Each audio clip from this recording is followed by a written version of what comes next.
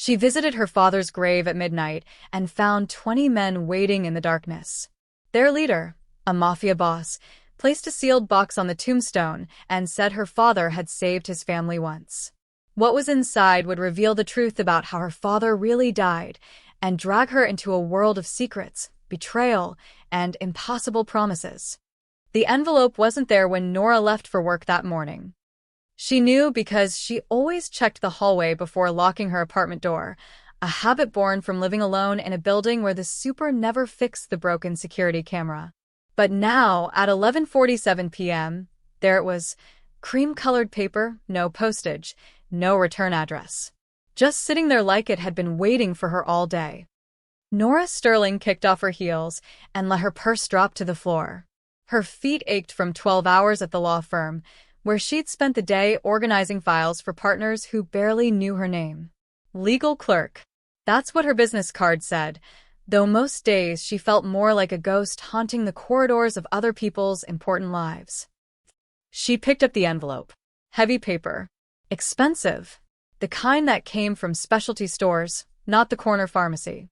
Her hands trembled as she tore it open. Inside was a photograph, old and slightly faded at the edges. Her father stared back at her, younger, maybe 40, his dark hair not yet touched by the gray she remembered from his final years. He was smiling, really smiling, in a way she hadn't seen since before her mother died. His arm was around another man, someone Nora had never seen before. Tall, silver-haired, wearing a suit that probably cost more than her monthly rent. They stood in front of a restaurant she didn't recognize, both holding champagne glasses like they were celebrating something important. Nora flipped the photo over. Nothing. No date, no names, no explanation. But there was something else in the envelope. A single card, cream-colored like the paper, with one line written in dark ink. The handwriting was elegant, almost artistic, the kind that came from old-world penmanship training. Meet me where he rests. Midnight. Nora's breath caught in her throat. Where he rests. Her father's grave. She checked her phone. 11:52 p.m. 8 minutes until midnight. This had to be a joke. Some sick prank from a coworker, or maybe one of the paralegals who thought they were funny. But even as she thought it, she knew that wasn't right. Nobody at work knew her well enough to even know her father was dead, let alone where he was buried. She looked at the photograph again, studying the stranger beside her father. There was something in the way they stood together, comfortable, familiar. Her father had never mentioned close friends. After her mother died when Nora was 16, he'd become quiet, withdrawn. He went to work at the small accounting firm downtown, came home, made dinner, and spent his evenings reading in his study. When she'd left for college, she'd felt guilty for abandoning him to that lonely routine. When he died of a heart attack 4 years ago, at age 58, she'd cleaned out his apartment and found nothing unusual. No secret letters, no hidden photographs, no evidence of a life beyond the simple, quiet existence she'd always known. Until now. Nora walked to her window and looked out at the street below. Rain had started to fall, turning the asphalt into a black mirror reflecting streetlights. The cemetery was a 20-minute drive from her apartment. If she left now, she'd make it by midnight. If she left now, she was insane. She should call the police. This was clearly some kind of setup. But for what? She had nothing worth stealing, nobody who wanted to hurt her. She was a 35-year-old legal clerk who spent her weekends reading mystery novels and ordering takeout. She wasn't important enough to threaten. But her father, maybe her father had been. The thought sent ice through her veins. Nora grabbed her phone and pulled up the photo app, snapping a picture of the envelope's contents. At least if something happened to her, there would be evidence. Then she forwarded it to her cousin Sarah with a message. If you don't hear from me by 2 a.m., call the police and show them this. She grabbed her raincoat, snatched her keys from the hook, and was out the door before she could talk herself out of it. The drive to Riverside Cemetery took exactly 18 minutes. Nora's windshield wipers beat a frantic rhythm against the rain, and her headlights cut through the darkness like knives. The road was empty. Most sane people were home in bed, not racing toward graveyards at midnight because of anonymous notes. She parked outside the iron gates at 11:58 p.m. The cemetery was closed, officially, but the gates stood slightly ajar. An invitation. Or a trap. Nora cut the engine and sat in the sudden silence, her heart hammering so hard she could feel it in her throat. The rain drummed on the roof of her Honda, and through the windshield, she could see rows of tombstones disappearing into the mist. Her father's grave was in Section C, near a large oak tree. She'd been there a dozen times since his burial. Always during daylight, always alone. She'd bring flowers, white roses, his favorite, and talk to him about her life, her job, the mundane details of existence. She'd never told him anything important, because what was there to say? That she was lonely? That she felt like she was sleepwalking through life?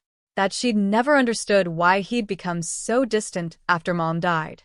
Now, sitting in her car with rain pounding around her, she wondered if maybe she'd never known him at all. Her phone read 11:59. Nora took a deep breath, grabbed the flashlight from her glove compartment, and stepped out into the rain.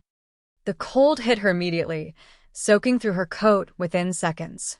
She pushed through the gate, its hinges creaking in protest, and started down the gravel path towards Section C.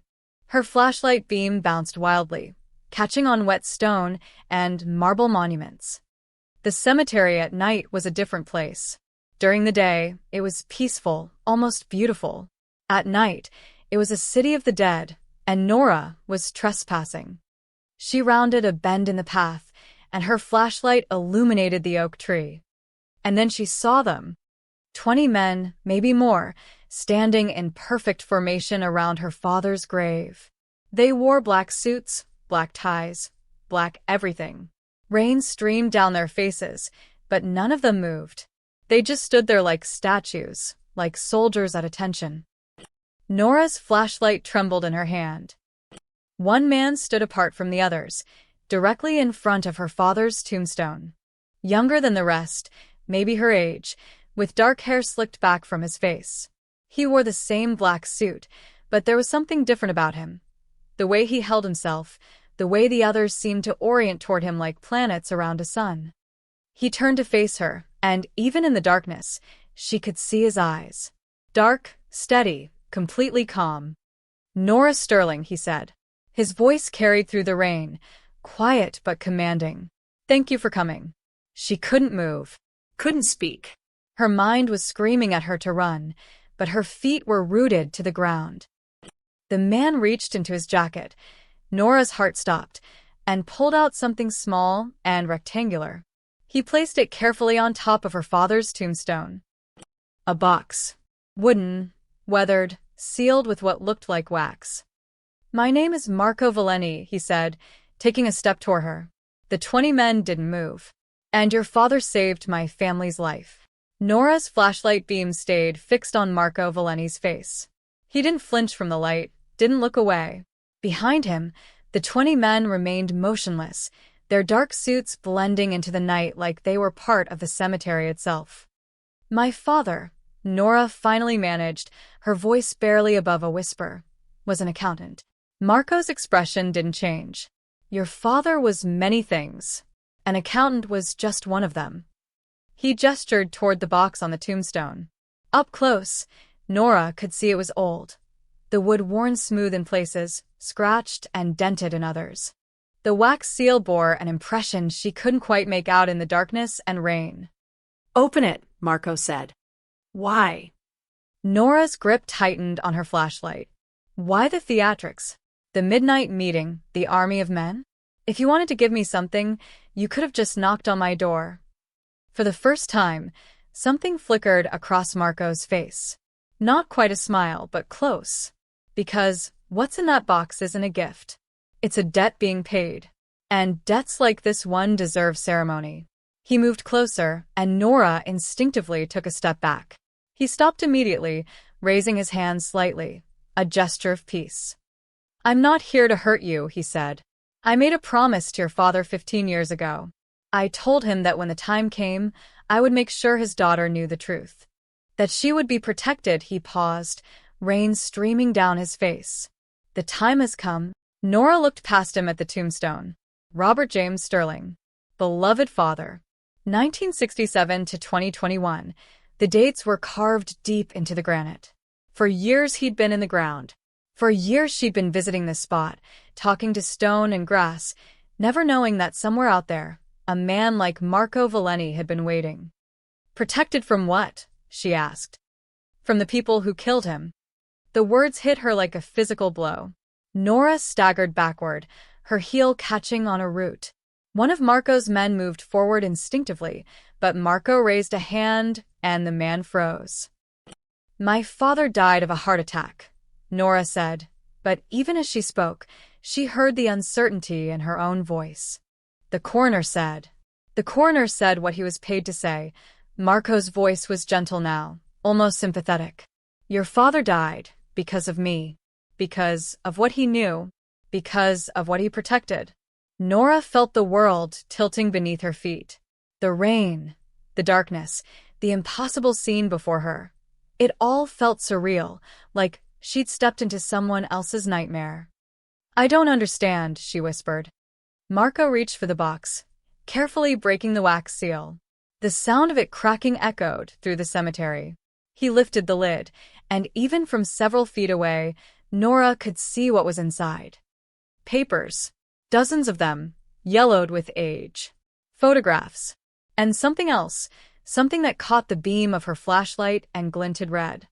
A watch. The crystal was cracked, and the leather band was stained dark brown. Blood. That was blood. 15 years ago, Marco began, his voice steady despite the rain, your father was working as a legal consultant. Not an accountant. That came later, after he went into hiding. He was brilliant with contracts, with finding loopholes in systems that seemed airtight. He worked for various clients, some of them legitimate, some of them less so. Nora wanted to interrupt, to deny it, but something in Marco's eyes kept her silent. One of his clients was my mother, Isabella Valeni. She was trying to divorce my father, a violent man who controlled everything through fear and money. Your father helped her prepare papers that would have freed her, would have given her access to accounts my father had hidden. It would have destroyed him. Marco's jaw tightened, the first real emotion she'd seen from him. My father found out. He sent men to kill her. But your father, Robert, he was at her apartment that night, delivering the final documents. When the assassins came, he called the police, created a distraction, got my mother out through a back exit. He saved her life. One of the men behind Marco shifted slightly, and Nora realized with a start that he was older than the others. Silver-haired, his face weathered with age. He was staring at her with an intensity that made her skin crawl. That's Dominic, Marco said, noticing her gaze. He was one of the men sent to kill my mother. Your father convinced him to let her go. Offered him money, immunity, a new life. Dame chose merci. It's rare in our world. The old man, Dominic, gave a slight nod, his expression unreadable. The poison was meant for my mother, Marco continued, turning back to Nora.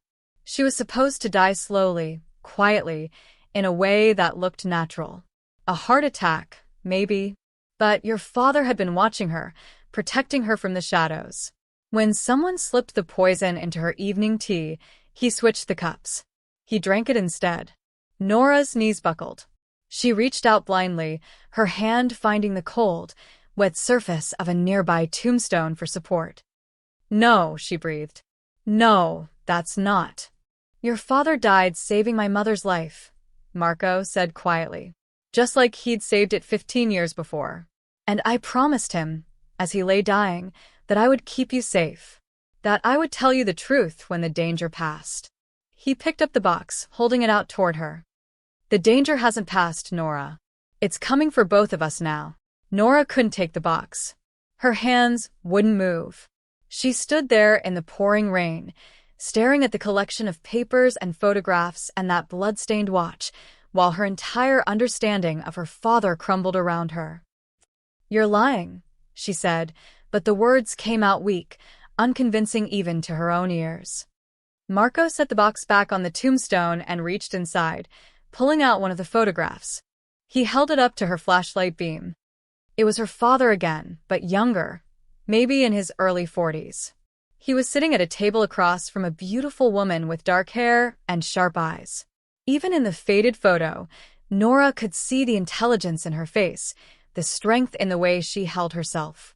Between them on the table were stacks of legal documents, and her father was pointing at something, explaining. "Isabella Valenti," Marco said. "My mother. This was taken 3 months before the first attempt on her life." He pulled out another photo. Same woman, but this time she was standing beside a younger Marco. He couldn't have been more than 20. They were at what looked like a graduation ceremony. Isabella's arm was around her son, and both of them were smiling. "Your father took this picture," Marco said softly. "He came to my college graduation. Sat in the back, where no one would notice him. He wanted to see that his sacrifice 15 years ago had meant something. That I'd made it out, gotten an education, had a chance at a different life." Nora's throat tightened. "If he saved your mother, if he was so important to your family, why didn't I know? Why didn't he ever mention you, or her, or any of this?" "Because he loved you," Marco said simply. "And he knew that knowledge could get you killed." He gestured to Dominic, who stepped forward and handed him a manila folder. Marco opened it, revealing what looked like medical reports. "After the first attempt on my mother's life, your father went into hiding. He changed careers, moved to a different part of the city, cut off contact with everyone from his old life. He became Robert Sterling, humble accountant, single father raising a daughter alone. He buried everything he'd been before." "But they found him anyway," Nora whispered. "Not right away. It took them years. My father died 8 years ago, a rival family war, nothing to do with any of this. But his associates never forgot what Robert Sterling had done. They never forgot that he'd cost them Isabella Valenti." Marco pulled out another document, this one more recent. Nora recognized her father's handwriting in the margins, notes, calculations, the careful script she'd seen on birthday cards and grocery lists. 3 years before he died, your father discovered something. He'd been keeping tabs on my family, making sure my mother stayed safe. That's when he found out about the poison plot. Someone had finally tracked Isabella down, and they were going to finish what they'd started 15 years earlier. The rain seemed to fall harder, or maybe Nora just noticed it more now. She was soaked through, shivering, but she couldn't look away from Marco's face. "Your father contacted me," Marco continued. "By then, I'd taken over certain family responsibilities. I'd become someone with resources, with power. He asked me to protect my mother, and I did. I moved her to a secure location, put guards on her, made sure she was untouchable. But the poison was still delivered." Dominic spoke for the first time, his voice rough like gravel. "Someone on the inside. Someone we trusted." Marco's expression darkened. "Your father had been investigating for months, trying to figure out who in my organization had turned traitor. He was close, too close. So they changed targets. If they couldn't get to Isabella through me, they'd eliminate the man who kept exposing their plans." He pulled out the watch, holding it carefully. The crystal was indeed cracked, and the dried blood on the band was unmistakable. "This was your father's. He was wearing it when he collapsed in his apartment. The paramedics gave it to the hospital, and the hospital gave it to the coroner. The coroner gave it to me." "Why you?" Nora demanded. "Why not me? I'm his daughter." "Because the coroner was on my payroll," Marco said bluntly. "When Robert Sterling died, I made sure I was notified immediately. I collected everything that might point to the truth, the watch, certain medical samples, witness statements. I kept them safe until I could find proof. Until I could give you more than just a story." He gestured to the box. "This is everything. Lab reports showing the poison in his system. Photos of the traitor making the delivery. Financial records proving the payment. And your father's own notes, his investigation, written in his own hand." Nora finally forced herself to move. She stepped forward, her legs feeling like they belonged to someone else, and looked into the box. There, on top of everything else, was a letter. The envelope was addressed to her in her father's careful handwriting. To Nora. To be opened only if I'm gone.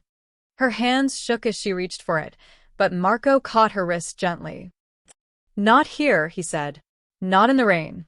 There are things in that letter. Things you need to read somewhere safe, somewhere warm. Things that will change everything. Nora looked up at him, this stranger who knew her father better than she had. Who was he really? Marco's expression softened. He was the bravest man I've ever known. And he was a father who loved his daughter more than his own life. Marco closed the box and held it out to Nora.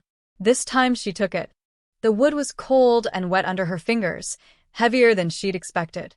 The weight of secrets, she thought. The weight of a life she'd never known existed. There's a coffee shop 3 blocks from here, Marco said. It's open 24 hours. We can talk there, somewhere dry. You can read the letter.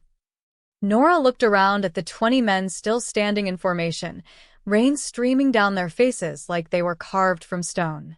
And them. They stay here until we're safely away. Then they disappear. Marco's voice was matter-of-fact, like he was discussing the weather. You're under my protection now, Nora, whether you want it or not. I don't need protection, she said, but even she could hear how hollow it sounded. Your father thought the same thing. Marco's eyes locked with hers. He was wrong. The coffee shop was called Rosie's, a tiny place with cracked vinyl booths and a flickering neon sign in the window. At 12:47 a.m., it was empty except for a tired waitress refilling sugar dispensers behind the counter. She barely glanced up when Marco and Nora walked in, dripping water onto the checkered linoleum floor. They took a booth in the back corner. Marco sat facing the door, another habit Nora was starting to recognize. Always watching. Always ready. She set the box on the table between them. For a long moment, neither of them spoke. The waitress brought coffee without being asked, 2 cups of something that looked like it had been sitting on the burner for hours. Nora wrapped her hands around the mug, grateful for the warmth. Your father made me promise 3 things, Marco said finally. The first was to keep you away from this life for as long as possible. He said you were smart, ambitious, that you deserved a normal existence. He made me swear I wouldn't contact you unless absolutely necessary. Nora looked up from her coffee. And the second promise? That when I did contact you, I would tell you everything. No lies, no sugarcoating. He said you'd hate him at first, but that you'd understand eventually. That you were strong enough to handle the truth. What's the third promise? Nora asked, though part of her didn't want to know. Marco's expression grew serious. That I would make sure you survived what comes next. The words hung in the air between them like a threat. Nora pulled the box closer, her fingers finding the edge of the envelope with her name on it. The paper was thick, expensive, the same kind as the note that had brought her to the cemetery. She tore it open. Inside were 3 pages, covered front and back in her father's handwriting. Her eyes blurred with tears as she recognized the familiar loops and curves, the way he dotted his I's and crossed his T's. How many times had she seen that handwriting on birthday cards, permission slips, notes left on the refrigerator? My dearest Nora, it began. If you're reading this, then I'm gone, and Marco Valeni has kept his word. I need you to know that everything I did, every lie I told, every secret I kept, it was all to protect you. Your mother knew the truth. She knew what I was, what I'd done, the people I'd helped. She loved me anyway. When she died, I thought about telling you everything, but you were only 16. You'd just lost your mother. I couldn't bear to make you lose your father too, even if he was still breathing. So, I became someone simpler. Someone safer. I took the accounting job. I lived quietly. I pretended that my old life had never existed. But some debts can never be fully paid, Nora. Some promises last beyond death. Nora's hands trembled as she turned to the second page. I saved Isabella Valeni twice. The first time, I was young, idealistic, believing I could use the law to protect people from monsters. The second time, I was older, and I knew the truth. Sometimes the only way to stop a monster is to become something darker than they are. I poisoned myself, Nora. Not accidentally. Not as some heroic sacrifice in the moment. I knew what they were planning, and I knew the only way to save Isabella was to drink from that cup. I had maybe 3 minutes before the poison took hold.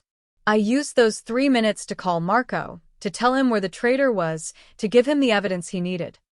And I used the last 30 seconds to write down 3 promises for him to keep. The third page was shorter, and the handwriting grew shakier toward the end, like her father had been struggling to hold the pen. The world I lived in operates on debts and promises. Marco Valenti is a dangerous man, but he's a man of honor. When I die, the protection I've kept around you all these years will expire. The people who wanted Isabella dead will eventually figure out that you exist. That you might know something. That you might have evidence. Marco's third promise was this. He would keep you alive until you were strong enough to face this world on your own terms. Not as a victim. Not as someone to be protected. But as someone who could fight back. The wish has expired, Nora. You're 35 years old. You're brilliant, capable, stronger than you know. The evidence in this box is everything I collected over 15 years. Proof of corruption, murder, betrayal at the highest levels of Marco's organization. Someone very close to him is the traitor. Someone he trusts completely. Use this evidence wisely. Trust Marco, but verify everything. And remember, your mother and I loved you more than life itself. That love is the only truth that matters. Your father, Robert. Nora set the letter down with shaking hands. Marco sat perfectly still across from her, his coffee untouched, his dark eyes watching her face. You knew, she said. You knew what the letter said. Your father told me, yes. Before he died, in those final minutes. He wanted me to understand what I was promising. Someone close to you, Nora said, her voice barely audible. A traitor. Who? Marco's jaw tightened. I don't know. That's why I need your help. Nora stared at Marco across the coffee-stained table. You need my help? You have 20 armed men, and what I'm guessing is an entire criminal organization at your disposal. What could I possibly? Those 20 men? Marco interrupted quietly. Any one of them could be the traitor. The 50 men who weren't there tonight? Same. The lawyers, accountants, drivers, cooks. Everyone in my world operates on loyalty until they don't. Your father knew that. That's why he came to me instead of working through my channels. He pulled the box closer and began removing documents, spreading them across the table between coffee cups and sugar packets. Court papers, photographs, bank statements, all marked with her father's careful annotations. Your father spent 3 years investigating my organization from the outside. He had no allegiance to anyone in my world, no reason to protect them. That made him the only person I could trust. Marco's finger traced a line of numbers on one of the papers. And now that he's gone, you're the only person who can finish what he started. Nora picked up one of the documents. It was a legal filing for something called the Mercy Street Foundation, a charitable trust established in 2019. The signature at the bottom made her breath catch. Dario Conti, Consigliera. Consigliera, she said. That's like an advisor, right? More than that. A consigliera is a family's counselor, their connection to the legitimate world. Dario has been with my family for 23 years. He was my father's most trusted friend. After my father died, he helped me take over, taught me everything about how the business really works. Marco's voice was tight, controlled. He's like an uncle to me. Nora studied the document more carefully. The foundation claimed to support youth programs in underserved neighborhoods, basketball courts, after-school tutoring, job training. Noble work. But her father had drawn red circles around certain financial entries, with question marks and calculations in the margins. These numbers don't make sense, she said, her legal training kicking in automatically. The foundation received $2 million in donations last year, but only $600,000 went to actual programs. Where did the rest go? Administrative costs. Supposedly, Marco pulled out another document, this one a bank statement. Dario handles all the legitimate businesses, the restaurants, the real estate holdings, the charitable foundations. He's brilliant at moving money through legal channels, making everything look clean. Nora laid the documents side by side, her mind working through the implications. These transfers here, they're going to shell companies. Different names, different addresses, but look at the patterns. Same amounts, same intervals, always on the 15th of the month. She grabbed another paper from the box, this one covered almost entirely in her father's handwriting. It was a chart, a web of connections drawn between names and companies. At the center was Dario Conni's name, circled 3 times in red ink. Your father tracked these payments for 18 months, Marco said.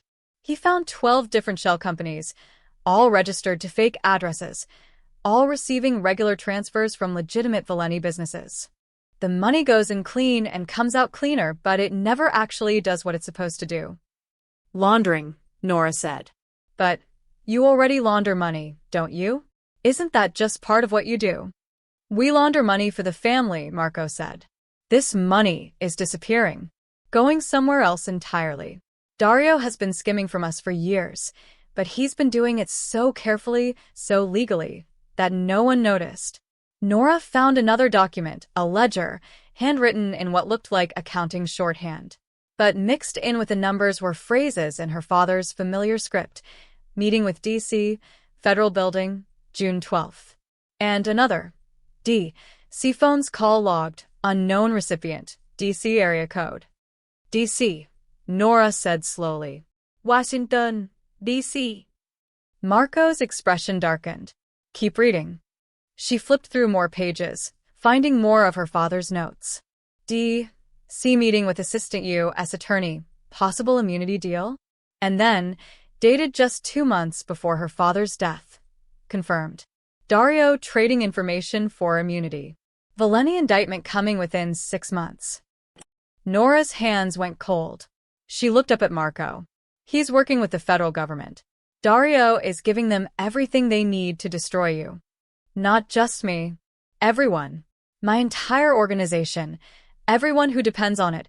Everyone who's been loyal to my family for decades. Marco's voice was deadly calm, but Nora could see the rage burning behind his eyes. Dario has been building a case against us while pretending to be our protector. And he's been getting rich doing it. Immunity from prosecution, protection for his own crimes, and millions in skimmed money to set up his new life. Nora pulled out more documents, spreading them across the table until there was barely room for the coffee cups. Transfer records, legal filings, meeting notes. Her father had documented everything.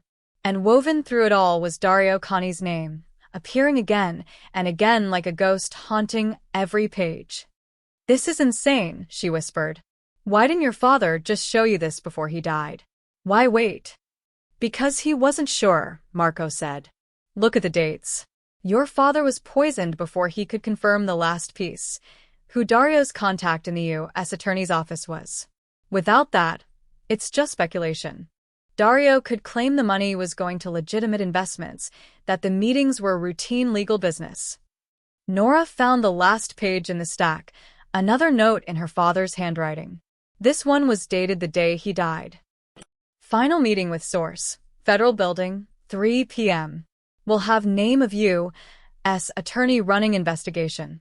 We'll have timeline for indictments. We'll confirm Dario's immunity deal. Then we can move. Below that, in shakier handwriting, poisoned. 20 minutes, maybe less. Marco, the evidence is in the box. The source's name is. The sentence ended there, unfinished. Her father had run out of time. Nora traced her finger over the incomplete sentence, imagining her father's final moments, knowing he was dying, racing against the poison in his bloodstream to write down one last crucial piece of information. Failing. He almost had it, she said softly. He was so close. Marco gathered the documents back into the box with careful, deliberate movements. Your father was a meticulous investigator. If he was meeting a source at the Federal Building, there would be records, security logs, visitor registrations. But I can't access those. My people can't walk into a federal building and start asking questions. But I can, Nora said, understanding dawning. I'm a legal clerk. I work with court documents every day. I know how to navigate federal systems. Your father understood legal structures, the frameworks that hold organizations together, Marco said. He could look at a foundation's tax returns and see the crime hidden in legitimate expenses. He could trace money through corporate veils that looked impenetrable. His eyes met hers. I only understand power. Force. Leverage. Your father gave me evidence, but I don't know what half of it means. Nora pulled the box back toward her, looking at the papers with new eyes. This wasn't just evidence of Dario's betrayal. It was a puzzle her father had been building for years. Each document was a piece, carefully collected and annotated. He'd been teaching her, even in death, showing her how to see the patterns. If I help you, she said slowly, what happens to Dario? Marco's expression didn't change. What do you think happens? That's not an answer. In my world, betrayal has one remedy. It's not pretty, and it's not legal, but it's absolute. Marco leaned forward, his voice dropping. But your father's last words to me weren't about revenge. He said, truth isn't vengeance. It's the only way out. I didn't understand what he meant then. Maybe you can help me understand now. Nora thought about her father, the quiet accountant who'd made her breakfast every morning, who'd helped her with homework, who'd attended every parent-teacher conference alone after her mother died. And then she thought about the other man, the one in these photographs, the one who'd saved a woman's life, who'd poisoned himself to protect someone else's mother. Which one was real? Or were they both real, somehow? If we expose Dario through the system, she said carefully, if we prove what he's done using his own evidence, then his immunity deal falls apart. You can't get immunity for crimes you're still committing. If he's been laundering money and selling information while claiming to cooperate with federal prosecutors, that's fraud, obstruction, conspiracy. And he goes to prison instead of dying in an alley, Marco said. Is that enough for you? Marco was quiet for a long moment, his fingers drumming on the table. My father would have killed him without hesitation. My grandfather would have killed his entire family as a warning to others. But your father asked me to be different. To find another way, he looked at her. I don't know if I can be that person, but I can try. Nora made her decision. She reached across the table and opened the box again, pulling out the documents one by one. Then we need to organize this. Create a timeline. Figure out what my father knew, and what we still need to find. Marco raised an eyebrow. My father died for this, Nora said, her voice hardening. Someone murdered him and made it look natural. Made me believe for 4 years that he just left me, that his heart gave out because he was stressed or tired or lonely. I buried him thinking I'd never told him enough that I loved him, never spent enough time with him, her hands clenched into fists. So yes, I'm going to finish what he started. Marco studied her face for a moment, then nodded. Okay, but there are rules. You don't go anywhere alone. You don't talk to anyone about this without clearing it with me first. And if I say we stop, if I say it's too dangerous, you listen. I'm not one of your soldiers, Nora said. No. You're the daughter of the man I owe everything to. Which means keeping you alive is the only promise that matters. Marco pulled out his phone. I'm putting 2 of my people on you starting tomorrow. They'll keep their distance, but they'll be watching. That's not necessary. It's not negotiable. His tone left no room for argument. Your father kept you hidden for 35 years. The moment you start digging into Dario's files, asking questions about federal investigations, that protection disappears. Dario will know. And if he killed your father to protect his secrets, he won't hesitate to kill you. The weight of it settled over Nora, like a physical thing. Yesterday, her biggest concern was whether to order Thai or Italian for dinner. Now she was sitting in a 24-hour diner with a Mafia boss, planning to expose a traitor and solve her father's murder. There's something else, Marco said, pulling out one more document from the bottom of the box. Your father embedded messages in these ledgers. See these numbers here? They're dates and times. Meeting schedules. He was documenting every interaction Dario had with his federal contact. Nora looked at the columns of figures. At first they seemed random, but then she saw it, patterns in the chaos, just like her father had taught her to find patterns in legal documents. He created a code, she whispered, using accounting principles to hide information in plain sight. Can you crack it? Nora smiled, a fierce expression her father would have recognized. Give me a laptop and 24 hours. If Dad left us a trail, I'll find it. Nora didn't go home that night. Marco took her to a place he called the office, a penthouse apartment in a high-rise downtown with floor-to-ceiling windows overlooking the city. It wasn't what she'd expected. No guards at the door, no weapons visible, no dark wood paneling and leather furniture like in the movies. Instead, it was modern and sparse. White walls, minimal furniture, a massive desk with 3 computer monitors. You live here? Nora asked, setting the box down on a glass coffee table. I work here. I live somewhere else. Marco pulled out a laptop from a drawer and set it in front of her. No internet connection. Air-gapped for security. But it has everything you'll need. Spreadsheet software, database programs, encryption tools. Nora sat down and opened the laptop, her fingers already itching to start. I'll need coffee. Lots of it. Already handled. Marco gestured to a kitchen area where a high-end espresso machine gleamed on the counter. Help yourself. I'll be in the next room making calls. Shout if you need anything. He started to leave, then paused. Nora? Your father worked on this for 3 years. Don't expect to solve it in one night. My father had to hide what he was doing, Nora said, already pulling documents from the box. I don't. That gives me an advantage. By 4 a.m., Nora had filled 3 legal pads with notes and created a spreadsheet with over 200 entries. Her father's code was elegant, using legitimate accounting practices to hide meeting dates, locations, and participants. A donation to the Mercy Street Foundation on March 15th for $12,347? That translated to 3/15, 12:34 p.m., Location 7, which corresponded to a list of addresses her father had compiled. She cross-referenced each coded entry with news reports, federal court calendars, and the dates on her father's handwritten notes. Slowly, a picture emerged. Dario Cani had been meeting with someone from the U.S. Attorney's Office every 2 weeks for almost 3 years. Always at different locations, always during business hours when such meetings could be explained as routine legal consultations. You're still at it. Marco's voice came from behind her. Nora jumped, spinning around in her chair. Marco stood in the doorway, now wearing dark jeans and a white t-shirt instead of his suit. He looked younger, more human. He was holding 2 mugs of coffee. I didn't hear you come in, she said. I know. That's the point. He handed her one of the mugs and sat down in a chair across from her, studying the papers spread across the coffee table. What have you found? 43 meetings between Dario and his federal contact.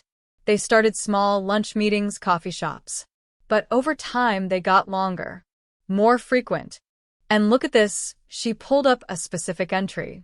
6 months ago, the meetings moved to the federal building itself.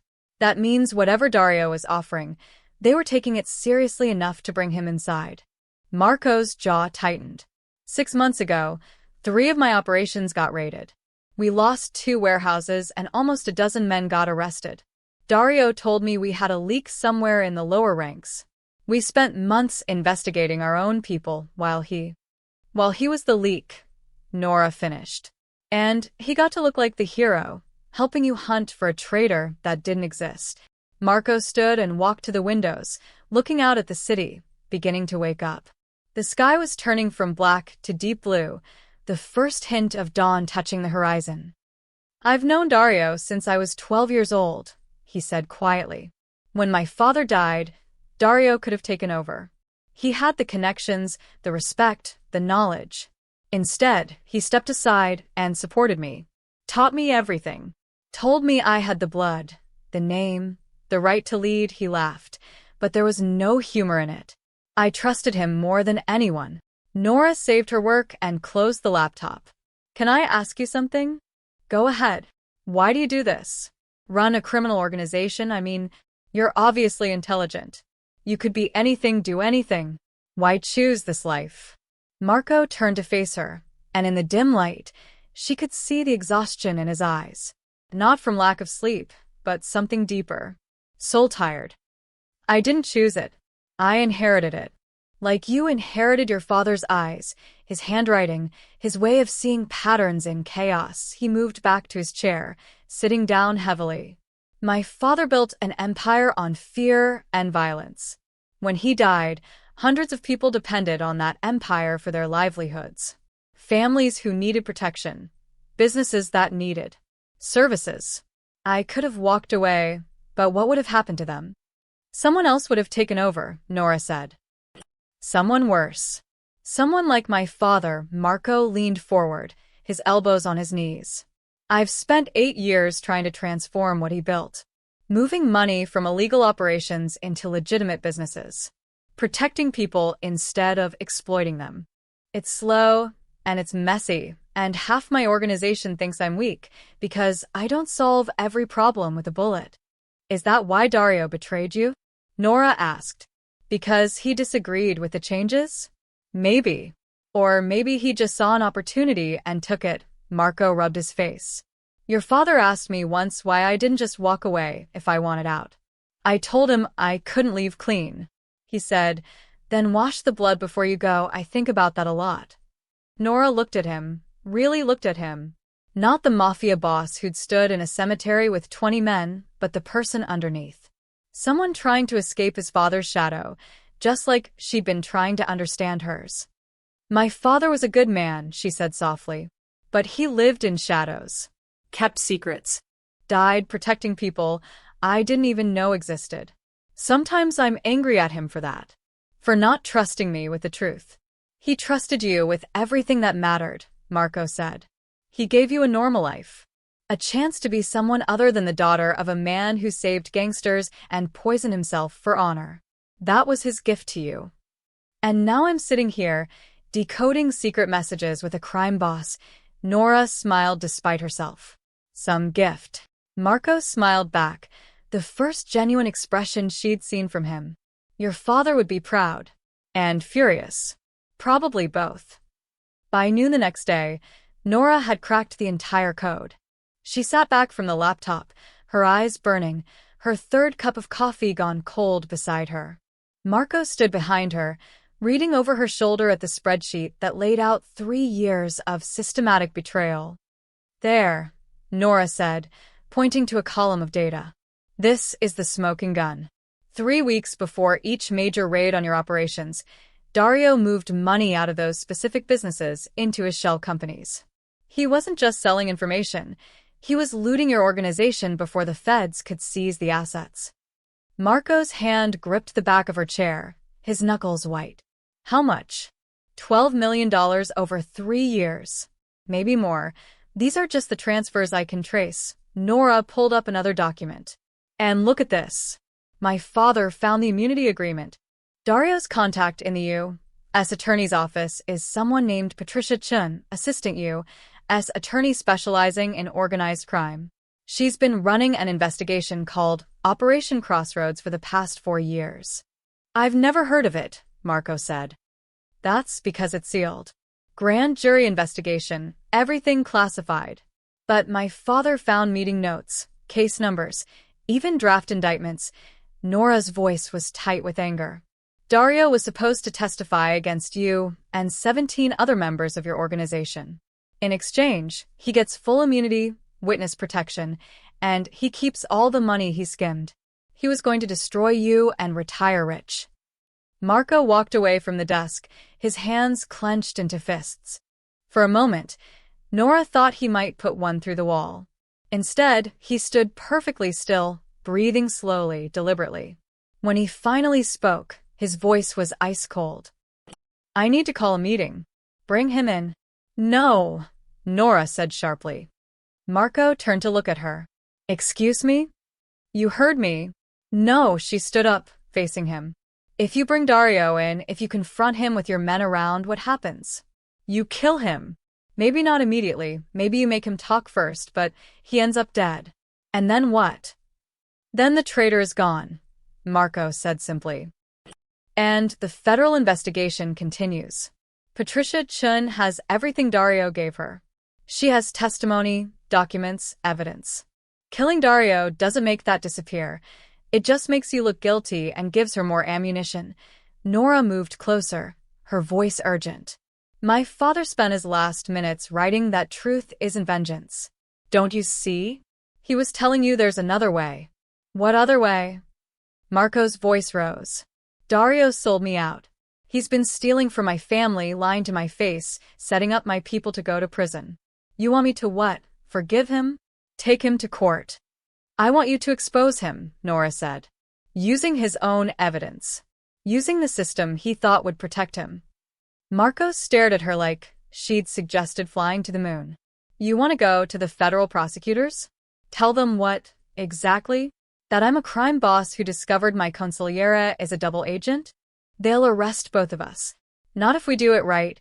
Nora's mind was already racing, pieces falling into place. Dario's immunity agreement has conditions. He has to provide truthful testimony. He has to fully cooperate. If we can prove he's been lying, committing new crimes while under immunity, the whole deal collapses. How do we prove that? We get him to confess. Nora pulled up a file on the laptop. My father recorded one of his meetings with Dario. It's here in the box, an audio file on a USB drive. I listened to it at 6 a.m. It's from 2 years ago, and in it, Dario admits to the poison plot that killed my father. Marco moved quickly, suddenly beside her, looking at the laptop screen. Your father recorded him. He recorded everything. He was building a case, Marco. A real case, with real evidence that could hold up in court. Nora's voice shook. There's 30 minutes of audio where Dario talks about targeting my father, about making it look like a heart attack, about timing it so no one would suspect murder. He even jokes about it. The rage that flashed across Marco's face was terrifying. Let me hear it. Nora plugged in the USB drive and opened the audio file. Her father's voice came through the laptop speakers, steady and calm, asking questions like he was conducting a deposition. And then Dario's voice, smooth, confident, with a slight Brooklyn accent. Robert, you worry too much. The old man drank the tea. He had his heart attack, case closed. Nobody's looking at it twice. But if someone did look, her father's voice, they'd find nothing. I used someone outside the family, paid in cash, untraceable. It's cleaner than clean. And Marco doesn't know. Dario laughed on the recording. Marco doesn't know half of what I do for him. Kid thinks he's running things, but he's just the face. I'm the one keeping this organization alive.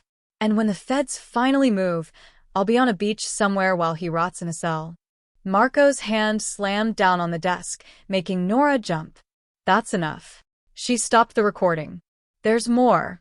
20 more minutes where he details the whole operation, the immunity deal, the shell companies, his plan to dismantle your organization piece by piece. And you want to give this to the federal prosecutors, Marco said flatly.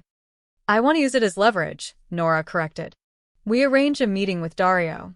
We play him the recording. We give him a choice. Go to Patricia Chun and confess everything, admit he's been playing both sides, or we release the recording publicly and destroy him. He'll run, Marco said. Maybe. But where? His immunity deal evaporates the moment this recording surfaces. The feds will want him for obstruction. You'll want him for betrayal. He'll have nowhere to go. Nora met his eyes. This is what my father wanted. Truth, not vengeance. 3 days later, Nora stood in an abandoned warehouse on the waterfront, her heart hammering so hard she could feel it in her throat. The building had been a shipping facility once. Rusted machinery still lined the walls, and broken pallets littered the concrete floor. Marco had chosen it carefully, isolated, easy to secure, with only one way in and one way out. He'll be here in 10 minutes, Marco said, checking his phone. He wore his black suit again, back in his role as the boss. But Nora had seen the man underneath now, and she couldn't unsee it. And your men? She asked. Outside. Close enough to respond if things go wrong. Far enough away that Dario won't feel ambushed. Marco looked at her. You don't have to be here for this. You can wait in the car. He helped kill my father, Nora said quietly. I'm staying. They'd spent the past 3 days preparing. Nora had compiled every piece of evidence into a single folder: financial records, meeting logs, the immunity agreement her father had obtained through his mysterious source, and the recordings. Especially the recordings. Marco had arranged the meeting through carefully worded messages, telling Dario they needed to discuss security concerns regarding a new federal investigation. Dario had no idea what was coming. Headlights swept across the warehouse windows. A black sedan pulled up outside, and through the grimy glass, Nora saw a man emerge. Tall, silver-haired, wearing an expensive suit. Dario Connie moved with the confidence of someone who'd never been challenged, never been caught. The warehouse door creaked open, and he stepped inside. Marco, Dario said warmly, his voice echoing in the empty space. What's with the dramatics? We could meet at the office? Then he saw Nora, and something flickered across his face. Confusion, maybe curiosity. Who's this? Nora Sterling, Marco said. Robert Sterling's daughter. The change in Dario was subtle, but unmistakable. His smile faltered for just a fraction of a second. His eyes narrowed slightly. Robert Sterling. That name sounds familiar. It should, Nora said, finding her voice. You had him killed.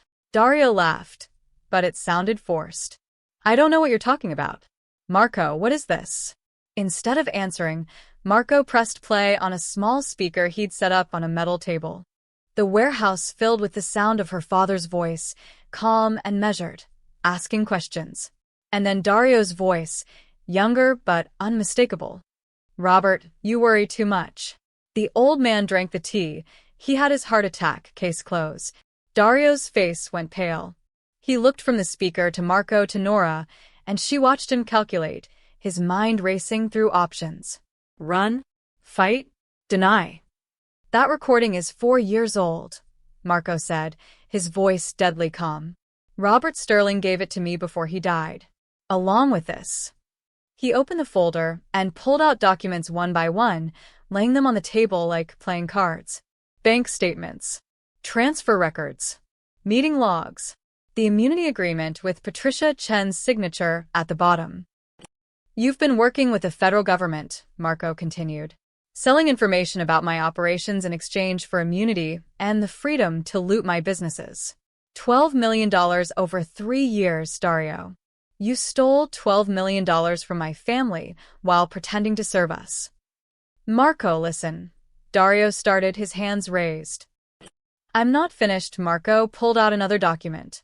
This is a draft indictment. 17 names on it, including mine. You are going to testify against all of us. Your testimony was supposed to destroy my entire organization.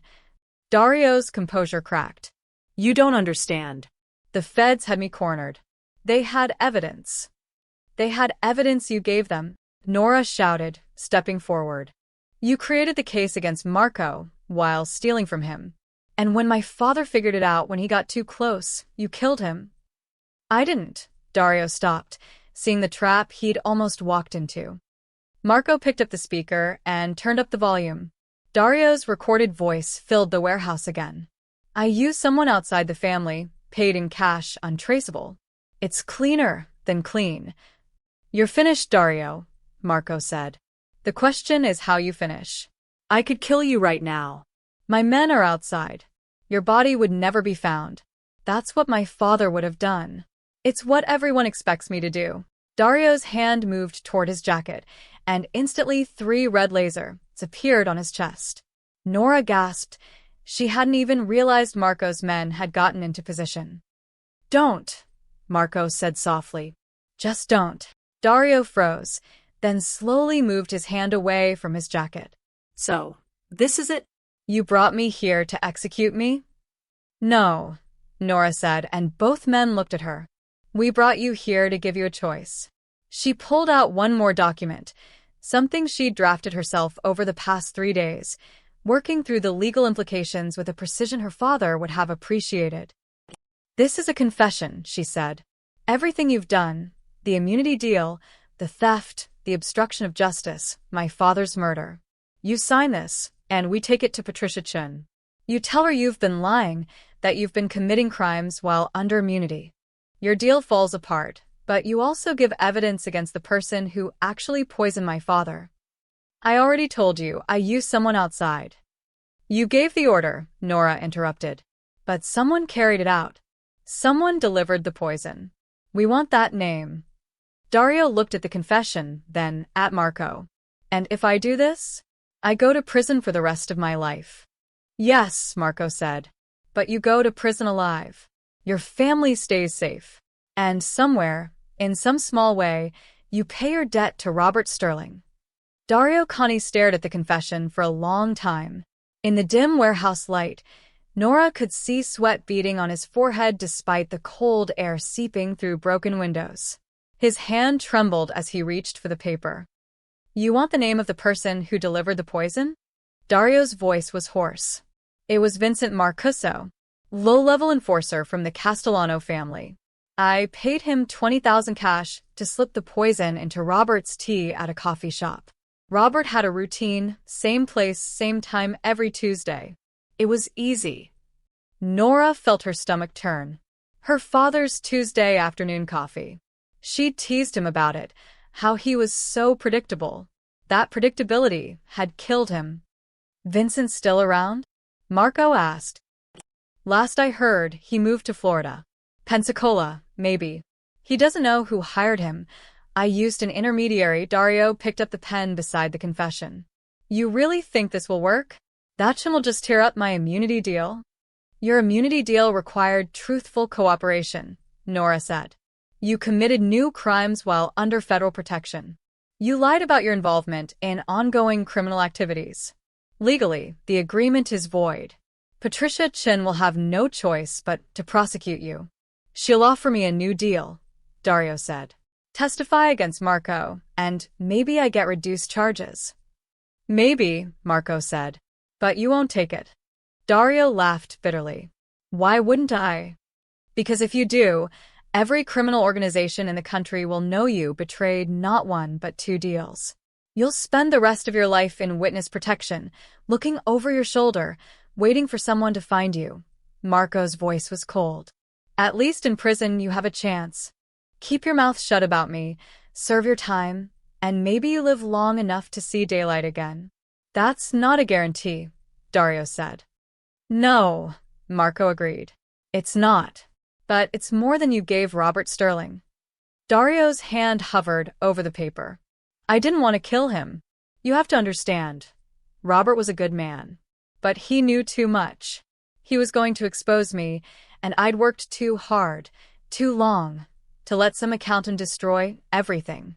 "He wasn't just an accountant," Nora said, her voice shaking with rage. "He was my father. And you took him from me because he was decent. Because he tried to do the right thing." "The right thing," Dario repeated. "In this world, the right thing gets you killed. Your father knew that. He should have walked away." "He tried," Nora said. "He spent 15 years walking away. But you couldn't let him, could you? Even in hiding, even living a quiet life, he was still a threat to you." Dario signed the confession with a scrawl, threw the pen down on the table. "There. Happy?" "I've just signed away my life." Marco picked up the document, checking the signature. "You signed away your life the moment you betrayed this family. This just makes it official." "What happens now?" Dario asked. "Now I make a call," Nora said, pulling out her phone. "Patricia Chun has been looking for evidence of corruption and organized crime for years. She's about to get exactly what she wanted, just not the way she expected." 2 hours later, Nora sat in a small office in the federal building, the same building where her father had died trying to get one last piece of information. Across from her sat assistant U.S. Attorney Patricia Chun, a woman in her 40s with sharp eyes and graying hair pulled back in a tight bun. Marco had stayed behind. This meeting needed to be clean, legal, untainted by his presence. "Let me make sure I understand," Chin said, her voice clipped and professional. You're Robert Sterling's daughter, and you're bringing me evidence that my star witness in Operation Crossroads has been lying to me for 3 years. Yes, Nora said. She slid the folder across the desk. Everything's in here. Financial records showing Dario Conti embezzled $12 million while under immunity. Meeting logs proving he committed new crimes while supposedly cooperating with your investigation. And his signed confession, including the name of the man he hired to murder my father. Chen opened the folder, her expression carefully neutral. But Nora watched her eyes widen slightly as she read through the documents, saw the moment when the full scope of Dario's betrayal became clear. Your father was Robert Sterling, Chen said slowly. The man who died of a heart attack 4 years ago. The man who was poisoned 4 years ago, Nora corrected. By Vincent Marcuso, on Dario Conti's orders. My father was investigating Dario, and Dario killed him to protect his immunity deal with you. Chen was quiet for a long moment, reading through the confession. How did you get this? Does it matter? Nora asked. It's a voluntary confession. Dario signed it willingly. He's willing to testify about everything, the embezzlement, the obstruction, my father's murder. Everything except Marco Valenti's operations. Of course, Chen said dryly. He won't testify against Valenti.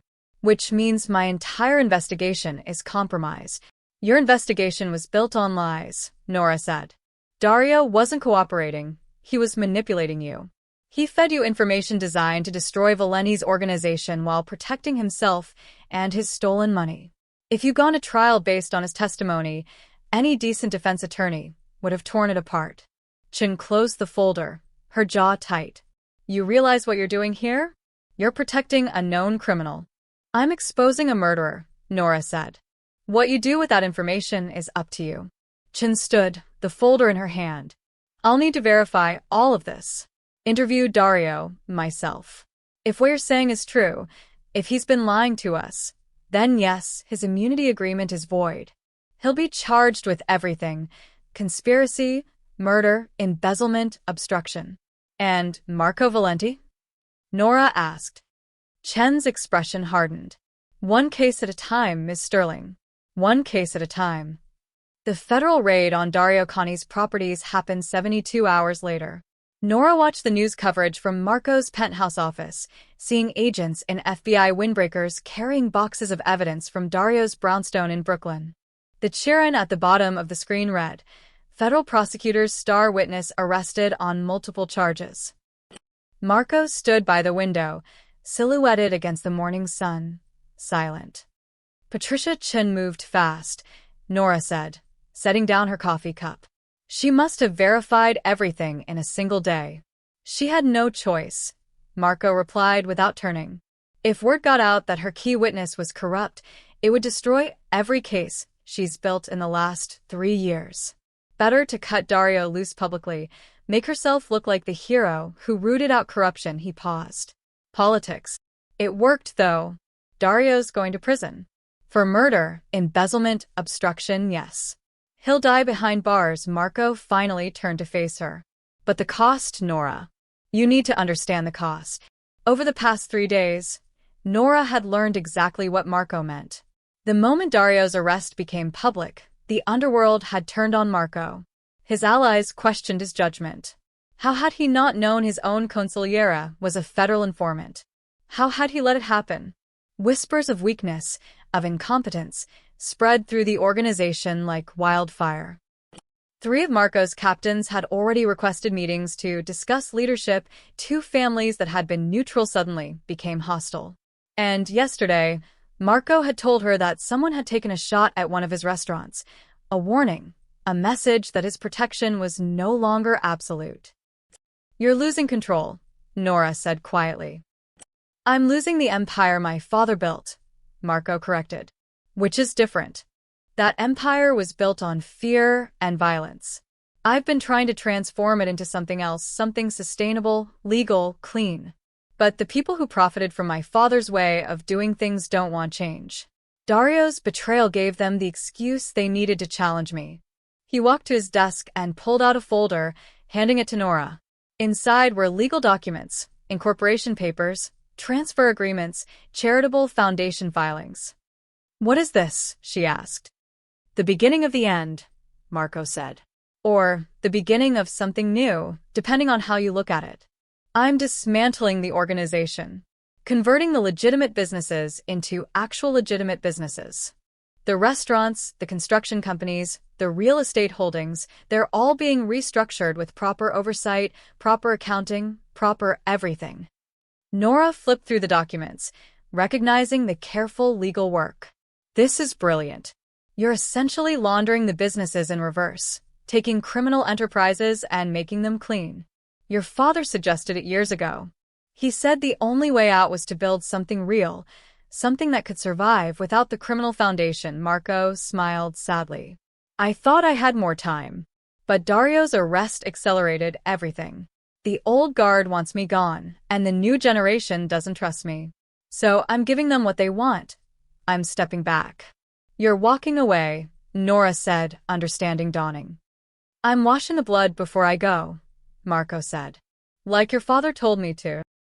A week later, Nora stood in front of her father's grave once again.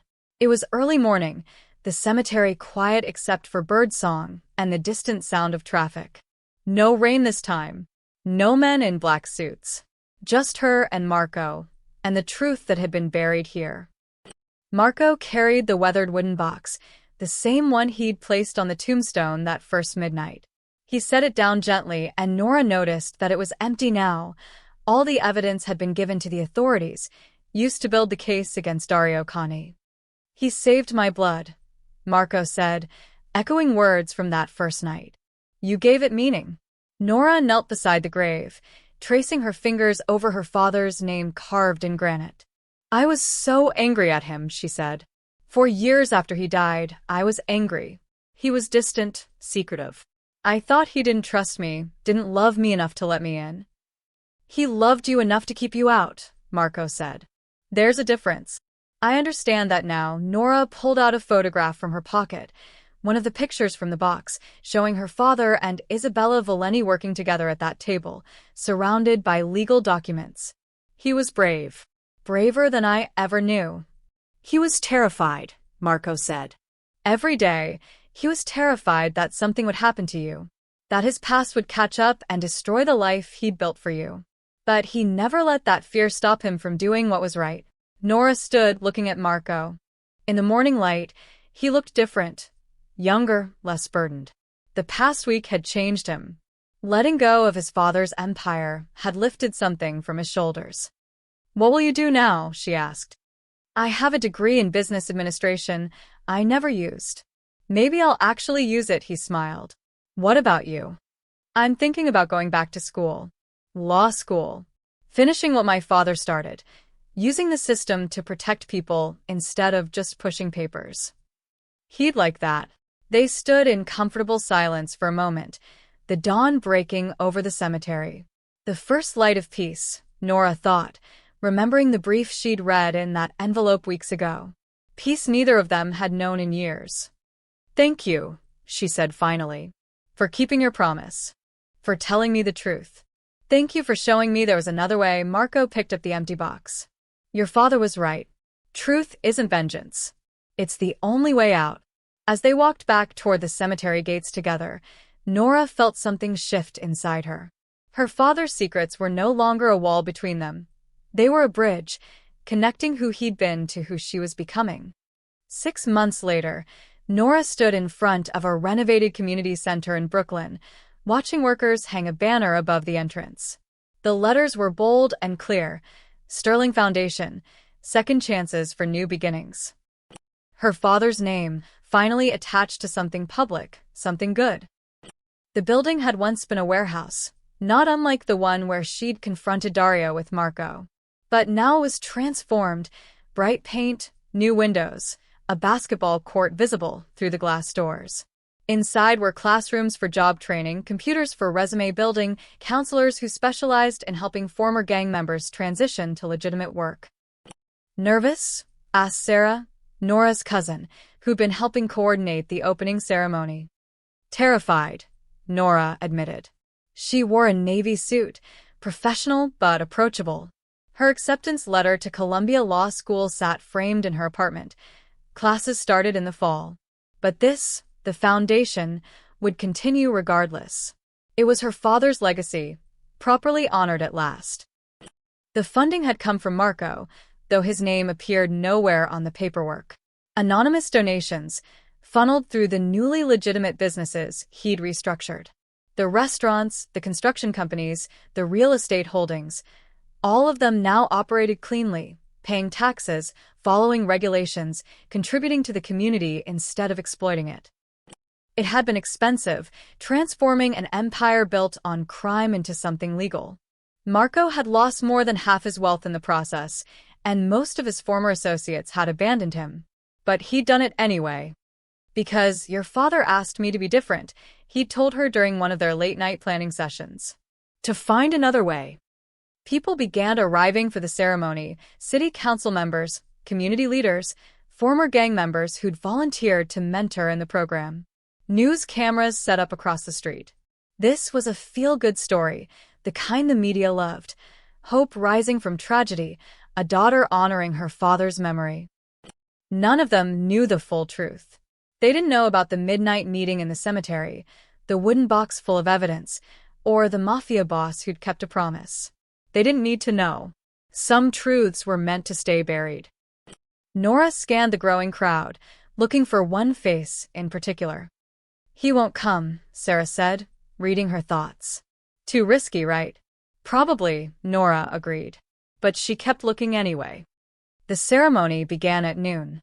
Nora gave a speech about second chances, about her father's belief that everyone deserved the opportunity to change their path. She talked about redemption without mentioning that she'd learned the concept from a man most people would call a criminal. "My father spent his life helping people who'd lost their way," she said, her voice carrying across the crowd. "He believed that our worst mistakes don't have to define us, that we can choose every day to be better than we were yesterday." The crowd applauded. Cameras flashed. A teenager who'd be part of the first mentorship class came up to shake her hand, his eyes bright with hope and nervousness. As the formal program ended and people mingled, accepting refreshments and touring the facility, Nora slipped away to a quiet corner of the basketball court. Through the windows, she could see the crowd outside, celebrating this new beginning. And then she saw him. Marco stood at the far edge of the gathering, partially hidden behind a food truck. No bodyguards, no black suit, no entourage. Just a man in jeans and a blue button-down shirt, wearing sunglasses despite the cloudy sky. He'd let his hair grow longer, and he looked almost ordinary. Almost. Their eyes met across the distance. He didn't wave, didn't smile, didn't acknowledge her in any way that would draw attention. But he gave a single small nod. Nora nodded back. Then Marco turned and walked away, disappearing into the Brooklyn streets like he'd never been there at all. That evening, Nora returned to her apartment to find an envelope slipped under her door. For a moment, her heart stopped, the memory of that first cream-colored envelope flooding back. But this one was different, plain white, with her name written in unfamiliar handwriting. Inside was a single photograph. It showed Isabella Valenti, older now, her dark hair streaked with silver, standing in a garden somewhere sunny. She was smiling, truly smiling, holding a cup of tea and surrounded by flowers. On the back, someone had written, "She's safe. Happy. Thanks to your father. Thanks to you." Also in the envelope was a business card. Plain, simple, consulting services with a phone number and nothing else. Nora understood. If she ever needed help, if the foundation ran into trouble, if she found herself facing darkness she couldn't handle alone, there was someone she could call. Not a criminal. Not a boss. Just a man who owed her father everything and had learned, finally, to pay his debts through means other than violence. She placed the photograph on her bookshelf, next to the framed picture of her father from his accounting firm ID badge. Two versions of the truth, side by side. Her phone buzzed with a text from Sarah. "You killed it today. Dad would be so proud." Nora smiled. Yes, he would be. Not because she'd exposed a murderer or dismantled a criminal conspiracy, but because she'd taken something broken, his secret life, his hidden sacrifices, and transformed it into something that helped people. She'd found redemption in the ashes their fathers left behind. Outside her window, the city hummed with life.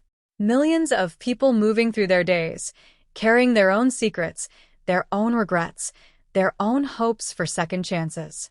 Nora had spent 35 years as one more anonymous face in that crowd, never knowing she was connected to a world of shadows and debts and impossible promises. Now she knew better. And knowing, she understood what her father had tried to tell her in that final letter. The only way to survive darkness is to carry your own light.